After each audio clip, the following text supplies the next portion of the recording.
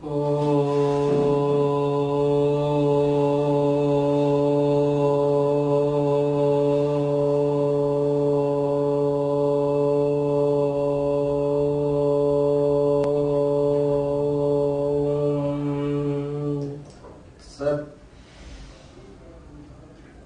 આપણે ધ્યાન વિશે ચર્ચા કરવા માંગીએ છીએ. ધ્યાન વિશે સમજતા પહેલા સૌથી પહેલા આપણે એ સમજી લઈએ કે ધ્યાન એટલે શું. ધ્યાન એટલે શરીર અને મનથી પર જવાની એક અવસ્થા. બીજી ભાષામાં આપણે વાત કરીએ તો ધ્યાન એટલે નિર્વિચાર અવસ્થા. નિર્વિચાર અવસ્થા એટલે કે એવી અવસ્થા કે જ્યાં વિચારની હાજરી નથી. વિચારની હાજરી નથી એટલે કે ત્યાં મનની હાજરી નથી. મનની હાજરી નથી એટલે કે શરીરની જે હાજરી છે માત્ર નામ પૂરતી છે. ટૂંકમાં મૂળ વાત આપણે એટલી સમજી લઈએ કે ધ્યાન એટલે શરીર અને મનથી પર જવાની એક અવસ્થા છે. શરીર અને મનનો ઉપયોગ કરવાનો છે પણ શરીર અને મનને પકડી નથી રાખવાનું. શરીર અને મનનો ઉપયોગ કેટલો કરવાનો છે? એક સ્ટેપિંગ સ્ટોન તરીકે કરવાનો છે.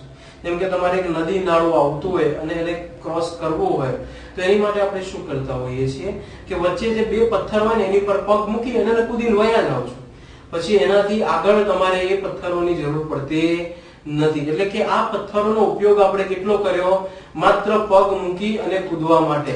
એક વખત નદી નાળું આપણે ક્રોસ કરી લીધું એના પછી આપણે ફરીથી આ પથ્થરોનો ઉપયોગ કરવો પડતો નથી. એટલે કે છોડી દીધા અને આપણે આગળ વધી જઈએ છીએ. એ જ રીતે શરીર અને મનનો ઉપયોગ પણ કરવાનો છે કે જેની અંદર શરીર કઈ રીતે રાખવાનું છે, શરીરની શું સ્થિતિ હોવી જોઈએ અને મનની શું સ્થિતિ હોવી જોઈએ એ આપણે સમજવા પ્રયત્ન કરીશું. તો સૌથી પહેલા આપણે શરૂઆત કરીશું શરીર સાથે કે ધ્યાન કરતી વખતે શરીર કઈ રીતનું રહેવું જોઈએ અથવા તો શરીરની મુદ્રા કઈ હોવી જોઈએ. સૌથી પહેલા આપણે એ સમજી લઈએ કે શરીર એટલે ભગવાને આપેલું આપણને એક સાધન.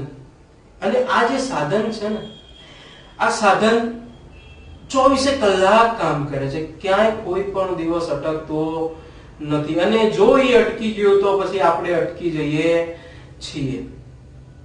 એટલે કે આ જે શરીર છે આ ભગવાને આપણને આપેલું સાધન છે અને આ સાધનને આપણે કોઈ દિવસ આરામ આપતા નથી. એટલે કે આજના જમાનાની અંદર જે નવો રોગ આવ્યો છે એને કહીએ છીએ આપણે સ્ટ્રેસ અથવા તો તણાવ, કે જેના લીધે શરીરને જાત જાતના ભાતના જેમ કે બીપી છે, બ્લડ પ્રેશર છે, હાર્ટની તકલીફ છે, પેટની તકલીફ છે, માથાની તકલીફ છે, એસિડિટીની તકલીફ છે, આવી જાત જાતની ભાતની તકલીફો થાય છે.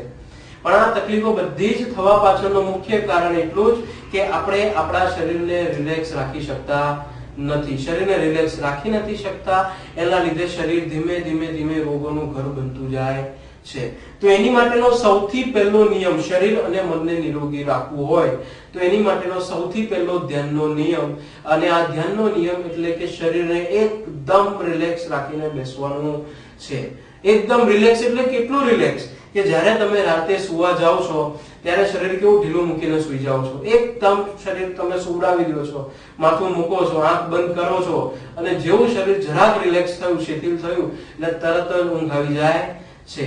એ જ રીતે ધ્યાન દરમિયાન પણ જ્યારે તમે બેસો ત્યારે શરીર એકદમ ઢીલું રાખીને બેસવાનું છે.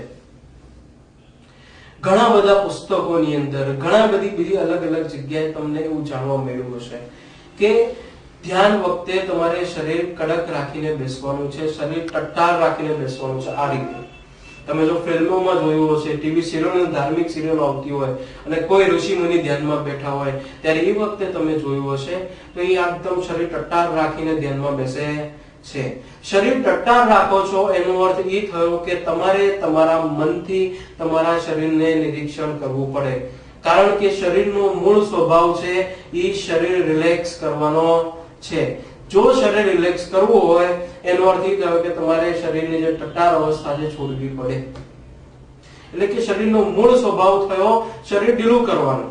જેમ પાણીનો મૂળ સ્વભાવ શું છે કે એને તમે જો ગરમ કરવા ચાહો તો ગરમ થઈ જશે, જો એને તમે ઠંડુ કરવા ચાહો, બરફ કરવા ચાહો તો બરફ થઈ જશે, પણ એને પોતાની મૂળ સ્થિતિમાં મૂકી દેશો તો એ તરત જ નોર્મલ હુંફાળું પાણી થઈ જવાનું છે, એટલે કે સામાન્ય ઠંડુ પાણી થઈ જવાનું છે. આ એની મૂળ પાયાની અવસ્થા છે.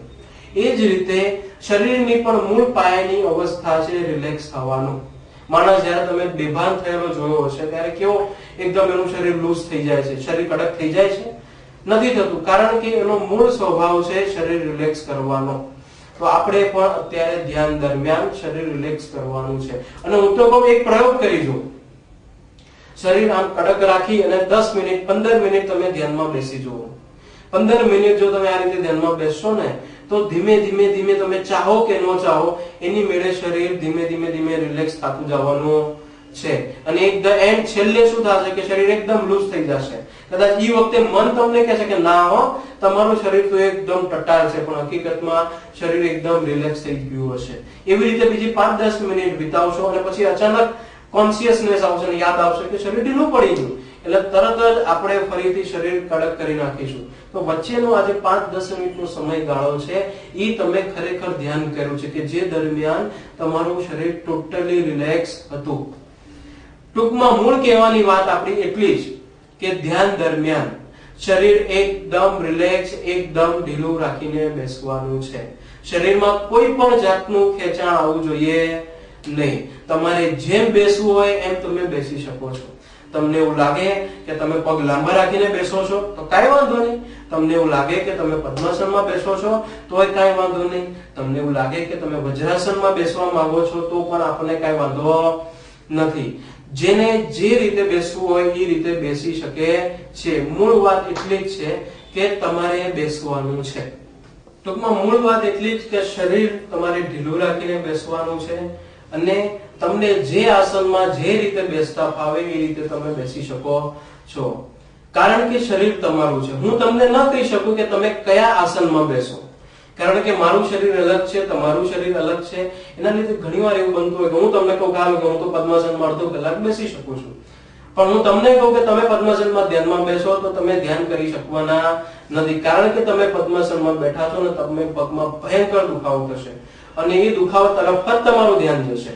એટલે મારી મૂળ કહેવાની વાત એટલી જ કે ધ્યાન દરમિયાન તમને જે સારામાં સારી અવસ્થા હોય કે જેથી ઓછામાં ઓછું અડધો કલાક માટે તમે શરીર હલાવ્યા ચલાવ્યા વગર રાખી શકો, એ પરિસ્થિતિ તમારે નક્કી કરવાની છે.